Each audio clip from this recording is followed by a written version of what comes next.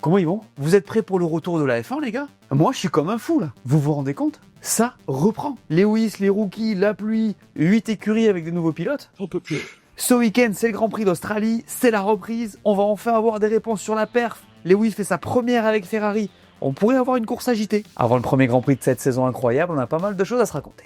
Allez, on en parle. Ça y est, ça reprend, on est là et on va être là sur toute cette saison 2025 pour les previews et les débriefs. Ça va être fou. Alors pour ne rien rater, abonne-toi, laisse-moi ton plus grand pouce levé et profite de la vidéo. Faites pas gaffe au décor, j'ai pas réussi à le terminer à temps.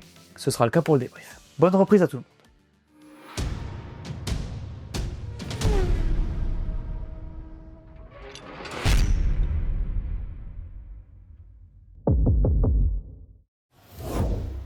Une info cruciale est tombée avant ce premier GP de la saison, les gars. Et après, promis, on parle de la pluie, de Lewis, tout ce qu'il faut. C'est qu'Oscar Piastri a re-signé chez McLaren pour plusieurs saisons. Quoi déjà? Eh oui, et c'est important, parce que McLaren, c'est l'équipe championne du monde, qui a la meilleure voiture de ce début de saison sur le papier, et que Piastri fait partie des pilotes qui ont le plus de potentiel sur cette grille. Ce qui est important ici, en fait, c'est que cette prolongation, elle envoie un message. Ce que ça veut dire, c'est qu'ils ont été impressionnés par ces 2 premières saisons avec eux, et qu'ils veulent gagner des titres avec lui. Avec un deal qui va jusqu'en 2027 et peut-être plus loin, les gars, c'est un gros message. D'ailleurs, c'est fort aussi vis-à-vis de Lando. Au classement, l'an dernier, le numéro 1, c'était lui. On aurait pu se dire que Piastri, à l'avenir... Eh ben non. D'ailleurs, certains y verront un désaveu, et je peux comprendre. Mais moi, ce que je vois, c'est une équipe qui se sent capable de gérer 2 mecs de cette trempe-là. En vrai, je seconde carrément le fait d'avoir 2 pilotes qui jouent la gagne sur le papier. C'est vraiment la philosophie que j'aime en Formule 1. Et en vrai, ça a toujours été celle de McLaren. D'ailleurs, j'ai dit sur le papier, les gars, parce que pour moi, Lando est encore au-dessus le samedi et le dimanche. En 2024, il est régulièrement au-dessus de Piastri. La majeure partie du temps, d'ailleurs. Et pour moi, cette saison, c'est lui qui va jouer le titre. Je me trompe peut-être, dans un sens, je l'espère, mais c'est un peu comme ça que je le ressens. En fait, pour le moment, Piastri, il est très fort une fois de temps en temps, mais il manque de constance sur les pneus et en qualif. Après, le potentiel, il l'a, et c'est évidemment la raison pour laquelle McLaren le prolonge. D'ailleurs, cette saison 2025 va aussi être intéressante parce que Piastri doit se mettre au niveau de Norris. C'est sa 3e saison, c'est maintenant. J'ai hâte de voir ce que ça va donner si les deux sont à un niveau similaire. En tout cas, Oscar commence la saison à domicile, il y a moyen que ça vaille le coup de regarder. Bref, McLaren a re-signé Oscar Piastri, et ça veut dire beaucoup de choses pour eux, pour lui, et pour le marché des transferts de la F1. Vous pensez qu'Oscar peut battre Lando dimanche? L'attente est enfin terminée. On va avoir des réponses sur la perf. Est-ce que c'est bien McLaren qui a la meilleure voiture? Est-ce qu'Alpine et Williams ont vraiment fait des fusées? Quid de la Ferrari? On va savoir. En vrai, les essais c'est bien beau, mais l'attente ça va 5 minutes. Le pire dans tout ça, c'est que même les tests, c'est pas facile de les lire. Les conditions étaient bizarres, il faisait frais, il y avait du vent. On a vu des équipes cacher un peu leur jeu. On n'a pu que spéculer. Du coup, petit rappel de ce qu'on s'est dit pour que vous ayez tout avant ce week-end. Globalement, c'est hyper dur de savoir comme je vous l'ai dit, c'est hyper serré, mais il y a des petites choses que vous devez avoir en tête. Au fond, il y a Sauber déjà, vous connaissez, mais après il y a un petit paquet difficile à départager. Racing Bull, ça s'est bien passé, on était content malgré quelques questions. Aston, c'est cata sur le papier, on en reparle plus tard. Perso, je pense que As a très bien caché son jeu et pourrait jouer la tête du midfield. Les relais étaient très bons, ça a roulé avec de l'essence. Chez Williams, on a impressionné avec le meilleur temps et beaucoup de progression par rapport à l'an dernier, même s'il y avait peu d'essence, des modes moteurs élevés et de la deg à signaler. P5, ça serait Alpine, avec une progression saine, de la vitesse et moins de dégradation a priori. On était super contents chez eux, c'était vraiment cool à voir. Et puis on rentre dans le top 4 où c'est hyper difficile à résumer. Red Bull a eu quelques soucis et semble un peu dans le dur, on en reparle tout à l'heure aussi. Mercedes a l'air d'avoir progressé, mais on sait pas si les conditions les ont favorisés, même si ça avait l'air d'aller. Chez Ferrari, grande question, impossible à dire en fait. Certains disent qu'ils n'ont pas montré exprès, d'autres qui sont en retard. Helmut Marko l'a par exemple déclaré cette semaine, donc hyper dur de savoir. Ce qui est à peu près sûr par contre les gars, c'est que McLaren est devant. Ils ont montré de la sérénité, de l'ambition, c'était solide. Et puis en vrai tout le monde le dit, donc ça sent pas forcément très bon pour les autres. Donc voilà, c'était un petit rappel de ce qu'on avait avant ce week-end. C'est pas évident à lire, mais bon, on aura des réponses très vite, puisque ça commence les gars. Est-ce que vous êtes comme moi les gars? Est-ce que au fond de vous, malgré tout ce qu'on a pu voir passer, Lewis chez Ferrari, c'est comme si vous n'y croyez toujours pas. J'avoue qu'encore aujourd'hui, ça me fait bizarre. Comme si les fils ne se connectaient pas. Je sais pas, c'est bizarre. Et bon, tout ça va être exorcisé assez vite, puisque Lewis va monter dans la Ferrari à Melbourne pour son premier GP avec les rouges. Vous vous rendez compte de la chance qu'on a quand même? On assiste au plus gros transfert de l'histoire. Comme ça, sous nos yeux. Honnêtement, c'était l'une des pré-saisons les plus incroyables que j'ai connues. La photo devant la maison d'Enzo Ferrari à la F40, les tours à Fiorano, les essais, l'événement Puma où je l'ai croisé, je vous mets la photo là. Tout ça pour en arriver à ce moment-là. Les premiers essais libres, la première qualif, la première course. On va pas se mentir les gars, Lewis ce week-end, on va tous le suivre à la trace. Ça va être hyper intéressant. Parce que pour lui, tout se passe bien depuis janvier, il a le sourire, il dit que la voiture lui va, qu'avec Charles tout se passe bien. Mais le moment de vérité, c'est maintenant. Lewis, il a moins de pression que Charles selon moi. Il faut qu'il délivre dès ce week-end. Surtout qu'on l'a dit, c'est super difficile de savoir où les situer. Alors le fait de sûrement pas jouer la guide va probablement l'aider, enlever un peu de pression, tu connais, mais ça reste un moment historique. D'ailleurs on en parle plus tard, mais ce week-end ça pourrait être pas mal agité, et c'est typiquement le genre de moment où il peut tirer son épingle du jeu. En tout cas, je suis hypé de fou par cette première de Lewis chez Ferrari. Mais il n'y a pas que lui, parce qu'il y a 8 équipes qui ont des nouveaux pilotes. Faut pas oublier que seuls McLaren et Aston gardent une certaine stabilité. Il y a Lawson chez Red Bull, Sainz chez Williams, Isaac chez Racing Bulls,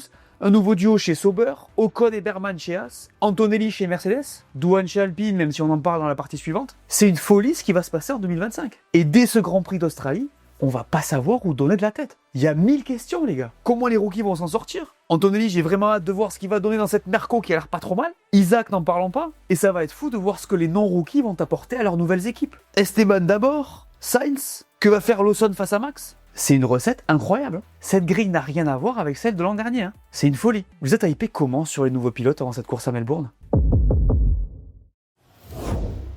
La première équipe sous pression avant ce premier Grand Prix, c'est Red Bull. Pour plein de raisons. D'abord, vous le savez parce qu'on l'a dit et redit, chez eux on est dans la continuité de l'année dernière, donc dans une petite crise interne. Fuite des cerveaux, tout ça. Ensuite, et j'ai envie de vous dire presque au-delà de tout ça, c'est pas forcément évident avec la RB21. Ça n'a pas hyper bien fonctionné pendant les tests, vous l'avez vu, ils ont pas bien roulé. La fiabilité n'a pas forcément été là. On a connu mieux comme pré-saison chez eux. D'ailleurs, Max a déclaré qu'ils avaient peu d'espoir de gagner à Melbourne à la régulière. Beaucoup pensent que c'est du bluff. Pas moi. En fait, il semblerait que ça soit même plus problématique que prévu. Helmut Marko a dit qu'on pouvait qualifier la perte de catastrophique, probablement à plus d'une demi-seconde de la McLaren. Alors c'est de la spéculation bien sûr, et moi il n'y a pas de fumée sans feu. Alors je fais évidemment confiance à Max, à son niveau pas de souci pour trouver de la vitesse. Par contre ça va pas être évident pour Liam sur ce premier week-end. Il a déjà eu quelques soucis en essai, ça va pas être facile. Faut quand même se rappeler que le gars n'a jamais commencé une saison. On est quand même sur un mec qui commence chez Red Bull avec 11 GP dans les pattes. Je pense qu'il faudra être indulgent avec lui. Alors ça pourrait vite bouger pour eux puisque la voiture semble avoir une plage de réglage plus grande, mais bon c'est plus la concurrence qui m'inquiète en réalité. Plus de réponses dès samedi après-midi. Aston Martin est sous pression avant ce Grand Prix. Ah bon?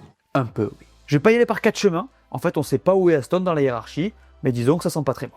Je l'ai dit, leur dynamique fin 2024 était très moyenne. En vrai, ils étaient derrière Haas et Alpine la plupart du temps. Et tout porte à penser que ça va continuer. Alors, je l'ai dit, cette équipe met tout sur 2026. Adrian Newey et son moteur Honda. Et bon, ça ferait tâche de les voir pénètre quand même au constructeur. Encore une fois, on sait pas. Pour revenir sur la voiture, l'objectif était de la rendre plus prévisible. Il semblerait que ce soit le cas. Mais ils ont eu tellement de soucis sur les tests qu'en vrai, ils seraient en retard. À Bahreïn, ils avaient pas l'air confiants.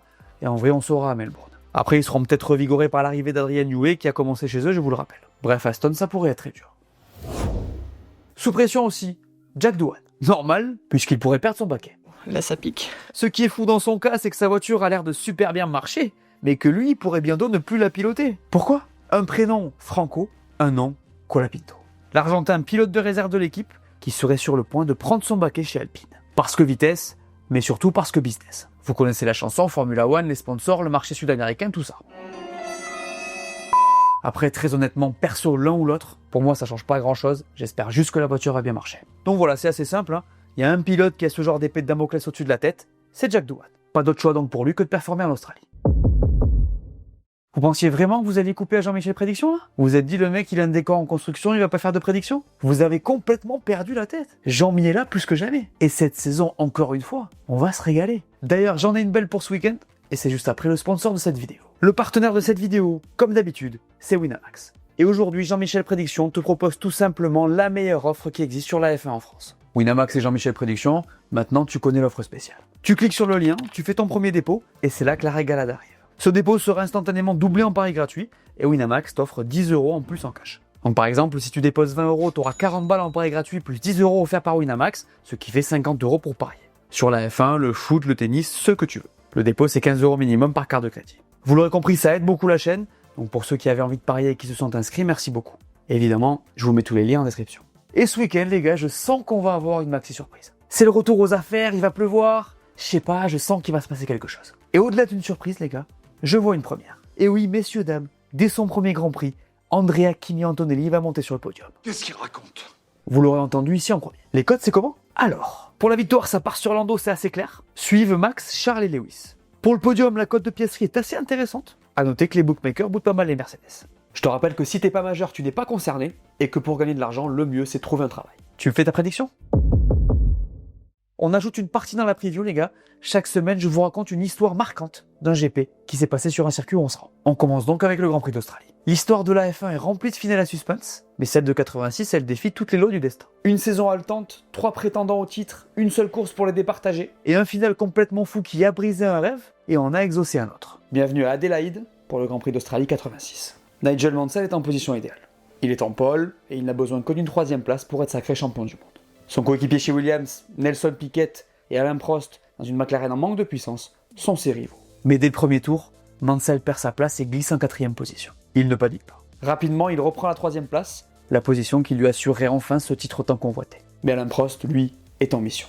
Il double Mansell et Piquet part à la faute. Keke Rosberg mène donc la course, suivi par Prost. Mansell reste P3, le scénario idéal. Tout bascule quand Prost est victime d'une crevaison. Il plonge au stand. Course terminée? Eh ben non. Il revient en piste, P4, et entame une remontée de folie. Piquet récupère la P2, Mansell, toujours 3e. Il ne lui reste qu'à gérer. Mais avec 20 tours à faire, coup de théâtre. Rosberg, le leader, explose un pneu, abandon. Prost en profite, double Mansell et récupère la P2. Pas de panique Nigel, tu es toujours 3e. Jusqu'à ce que son pneu arrière gauche explose à pleine vitesse dans la ligne droite. Mansell s'accroche désespérément au volant, évite miraculeusement le mur, mais c'est terminé. Sa course s'arrête là, son rêve s'effondre. Chez Williams, on n'a pas le choix, on rappelle Piquet au stand pour éviter une catastrophe similaire. Quid de Prost? Il récupère la tête, contre toute attente. Mais le problème, c'est qu'il a plus d'essence. Et derrière, Piquet fonce. Le Brésilien donne tout, il signe même le meilleur tour en course sur la dernière boucle, mais c'est trop tard. Prost franchit la ligne d'arrivée avec 4 secondes d'avance. Il devient champion du monde pour la 2e fois, avec 2 petits points d'avance sur un Mansell abattu. En un instant, tout avait basculé. Mansell tenait son titre, une explosion de pneus l'en a privé. Quoi qu'il en soit, ce jour-là, Alain Prost a peut-être signé l'un des plus gros hold-up de l'histoire de la F1. 1986, une des finales les plus folles de tous les temps. Parlons un peu du circuit de Melbourne, l'Albert Park. Au calendrier depuis 93, il est fait de routes qui existent à l'année, avec un décor assez sympa, puisque comme son nom l'indique, il se trouve dans un parc. À Melbourne, il y a beaucoup de bosses, souvent ça glisse, à noter que c'est l'un des circuits les plus rapides du calendrier. 230 km/h de moyenne quand même. On fait un tour ou quoi? C'est parti dans la ligne droite des stands qui est une zone DRS et qui n'est pas hyper longue sur ce circuit. Au numéro 1 sur le freinage, on descend en 5 sans perdre trop de vitesse et on saute sur les gaz directs pour repartir sur le vibreur du 2. Là c'est à fond dans cette longue courbe qui est normalement une route, vous voyez les pointillés. Au 3, attention, c'est un virage à 90 degrés où ça peut dépasser. On arrive ensuite sur le célèbre virage 5 qu'on prend en 4 et duquel il va falloir sortir très vite. Un léger virage à droite puis c'est à fond vers le 6 après lequel on passe la ligne de détection du DRS. On entre maintenant dans la plus longue pleine charge de ce circuit. Donc là, c'est à fond jusqu'au 9 où on va descendre en 6, remonter sur les gaz, passer la 7, tourner sur le virage 10 et accélérer à fond pour profiter de la 4e zone DRS du circuit. Au bout, gros freinage avec un nouveau virage à 90 degrés. On pousse jusqu'au 12 et là, attention parce que les 2 derniers virages se négocient à basse vitesse. La traction sera importante pour bien sortir du 14 et c'est la fin de ce tour. La météo du Grand Prix d'Australie. Vendredi, ça sera partiellement nuageux avec 24 degrés. Samedi, il fera plus chaud et on aura plus de nuages. Et dimanche, attention, parce que de la pluie est prévue avec des rafales qui pourront aller jusqu'à 50 km/h. Le programme du premier Grand Prix de la saison. Vendredi à 2h30 du matin, on aura les FP1 et à 6h les FP2. Samedi à 2h30 aussi, ce sera les FP3 et à 6h les qualifs. Et dimanche à 5h, le Grand Prix. Pour ma part, je ferai la qualif et la course en live sur Twitch. Et samedi à 14h, je serai en live chez Winamax pour pole position. On se voit pour le débrief. Voilà, merci à tous de m'avoir écouté, j'espère que cette vidéo vous a plu, laissez-moi un pouce bleu, dites-moi en commentaire ce que vous pensez qui va se passer ce week-end. N'oubliez pas d'aller voir mes dernières vidéos que vous n'auriez pas vues, dites-moi tout, et on s'abonne. Allez, ciao!